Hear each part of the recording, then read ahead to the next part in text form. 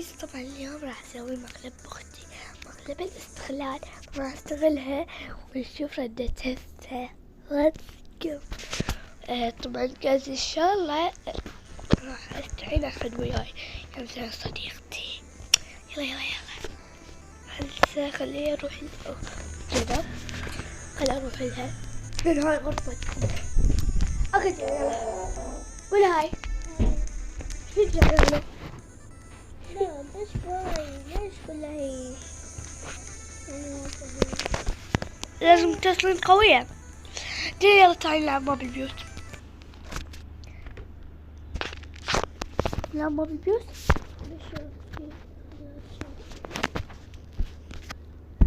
انت شويتي هاي المرحلة؟